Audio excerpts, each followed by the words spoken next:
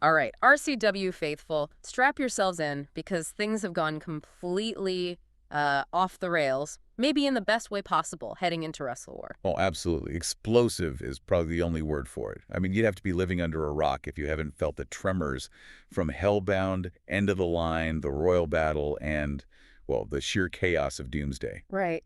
Each one just cranked the intensity, didn't it? It really did. It's like stepping stones of increasing mayhem. And it's not just been small changes. We're talking like seismic shifts. New champions, rivalries just exploding, alliances you did not see coming. And the new signings, they aren't just filling slots, they are absolutely making waves. Big ones. Yeah, making a statement. And what's cool is how it all connects. You know, none of this is happening in isolation. Exactly. Hellbound feeds into End of the Line, which feeds into the Rumble, which sets up Doomsday. It's all leading right here. To Wrestle War. Precisely. And that's our mission today. We're diving deep into Wrestle War. We're going to unpack these huge matches, get into the nitty-gritty of what makes them tick, and maybe get a feel for where you, the fans, think this is all going to land. Sounds good. Where should we start? The big one. Let's do it. Men's World Championship. King versus Eddie Butcher versus the champion Brody Wade. Wow, this one, it's got layers. It absolutely does. You've got King's history, that incredibly long reign. Dominant. Yeah, dominant. Until Eddie Butcher finally cracked the code at Hellbound. And then proved it wasn't a fluke at End of the Line. Beat him again. But King. Well, King is King, right? He wins the Royal Rumble, punches his ticket straight back to the main event at Wrestle War. Classic King resilience. Meanwhile, you've got Brody Wade. He's been this constant thorn in Eddie's side. Remember, he beat Eddie way back to earn a shot, even though he lost to King then. Right. And Brody just never let up. The attacks, the mind games, relentless pressure on Eddie. Which paid off big time at Doomsday. Brody walks out world champion. So now you have this triangle. The former long-reigning champ wants his crown. The guy who beat him twice wants it back. And this chaotic force, Brody, is sitting on top, holding the gold. It feels like Brody's strategy is just chaos. Stir the pot between King and Eddie. Hope they take each other out. Could be. And King, he carries himself like he still owns the place. He Yeah. probably sees Brody as, like, a placeholder, an unworthy champion. Yeah, you get the sense he'd much rather just settle it one-on-one with Eddie, get his title back from the man who took it. And Eddie's in a tough spot. He knows he can beat King. He's done it. But Brody's a different kind of problem. Unpredictable, dangerous. So it's not just about strength or skill, it's about navigating this three-way animosity. Who can play the game best? That's the question. So what are you hearing? What's the buzz from the RCW faithful? King reclaiming the throne, Eddie finding a way? Or does Brody's wild ride continue? Honestly, it's really mixed. Which I think shows how well this story's been built. People remember King's reign. That Rumble win means a lot. But Eddie's got that fighting spirit. People respect that he climbed the mountain twice. And Brody, well, Brody as champ is just unpredictable fun for a lot of fans. So genuine uncertainty makes for a great main event. Definitely. The uncertainty is palpable. People are hyped. Okay, let's switch gears. Women's World Championship. Lily Sunshine versus Black Rose. Talk about a contrast. Complete opposites, yeah. Yeah. Lily's the ultimate rising star, right? Came in maybe lower expectations initially, but just this infectious, positive attitude, almost an underdog from day one. While Black Rose was the game changer, huge signing, came in with one goal, yet dominate and take the title. No ambiguity there. None at all. And look at their paths. Lily wins that battle royal, gets the shot at Brittany Ali. And then the shocker, beats Brittany for the title. Just incredible. It defended it. Yeah. Against Ashley Angel at Doomsday, proving it wasn't a fluke. Meanwhile, Black Rose just bulldozed the Royal Rumble field, punched her ticket the hard way. And ever since, she's been trying to get in Lily's head. The intimidation tactics, the mind games, trying to break that positivity. But Lily just keeps smiling. It's kind of amazing, actually. It is. So you have that psychological clash plus the in-ring clash, Lily's speed, and surprising moves versus Black Rose's sheer power. Heart versus force. Classic story. What are the fans saying about this one? Rooting for the underdog. Huge support for Lily, definitely. People love her energy, love the story. They want her to win. But there's also this strong feeling that Black Rose is just inevitable. Like a force of nature heading for the title. Exactly. So again, fans are invested, but maybe leaning towards Black Rose actually taking it, even if they're hoping Lily pulls it off. Compelling stuff. All right. Next, fatal four-way elimination for the Women's Heritage Championship.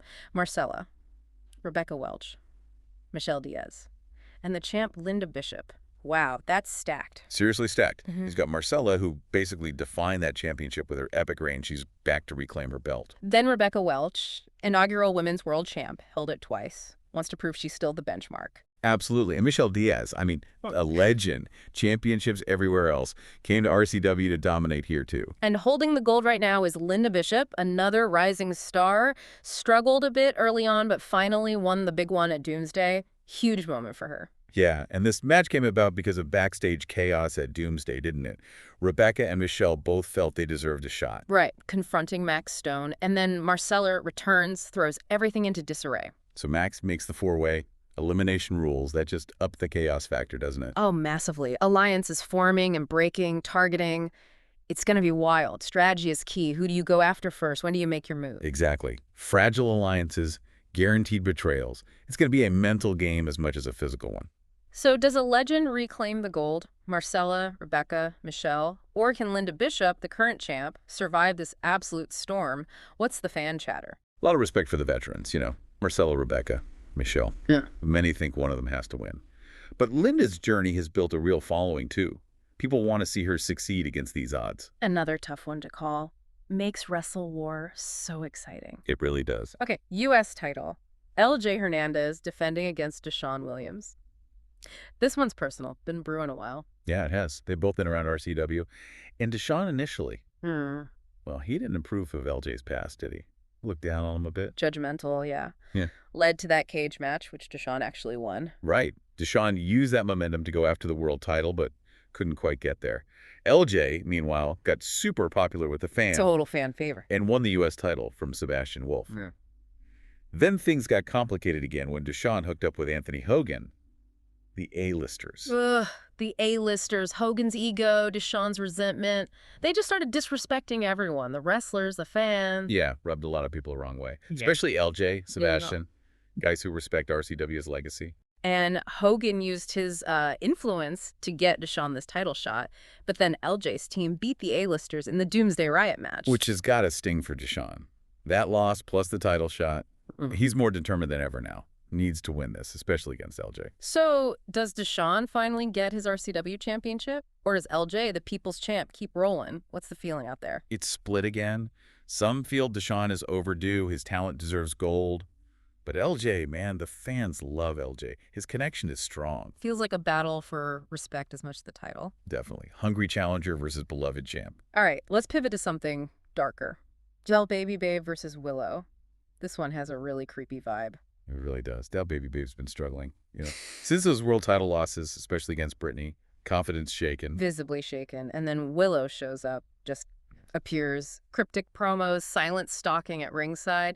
Genuinely unsettling stuff. Super creepy. And when Dab Baby finally confronted her, Willow said she senses darkness, wants Dab Baby's soul, wants to lead her down a dark path. Yeah. Said after Day Baby loses at Wrestle War and the fans abandon her, she'll embrace the darkness and Willow will be waiting. Yikes. It puts the stakes way beyond just winning or losing. Like a battle for Day Baby's identity, her spirit. So do Willow's mind games work? Does Day Baby crack? What are fans expecting from this encounter? A lot of unease. Fans are worried for Day Baby, hoping she resists.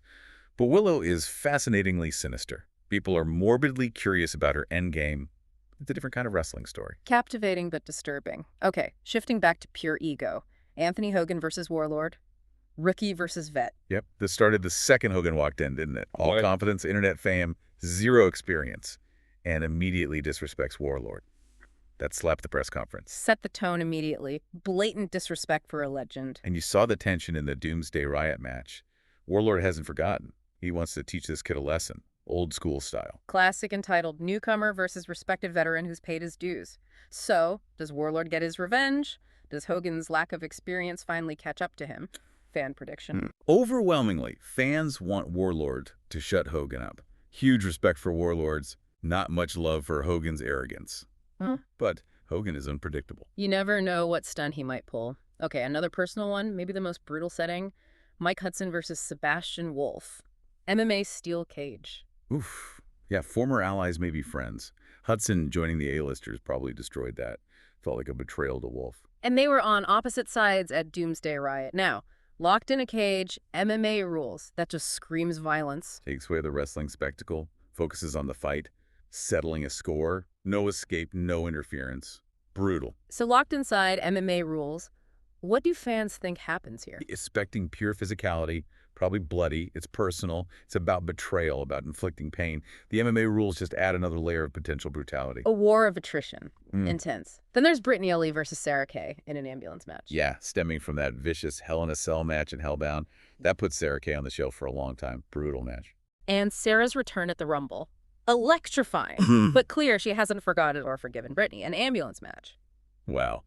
The only way to win is to put your opponent in the ambulance. It guarantees violence, raises the stakes incredibly high, especially remembering Sarah's previous injury. There's a real sense of danger here. So, are fans worried about another injury? Who do they see being loaded into that ambulance? Definitely worried. Trepidation is the word. Predictions are all over the place. Both women are incredibly tough. It's really hard to say who survives this one. It'd be tough to watch, but impossible to look away from. Okay, finally, a pure wrestling showcase. Scorpion versus Rey Munoz. Right. Two top talents just wanting to prove who's better. Scorpion, the first men's world champ, always top tier. Rey Munoz earned massive respect pushing King in that casket match. Yeah, Munoz really showed something there. So this isn't about bad blood, just competition. Who's the best wrestler on the grandest stage? Exactly. A huge opportunity for both guys to make a statement at Wrestle War. A win here means a lot. So classic clash. Who are the fans leaning towards? It's tough. Both have dedicated fans. Scorpion has a championship history, maybe a slight edge for some. But Rey's recent performances have really impressed people.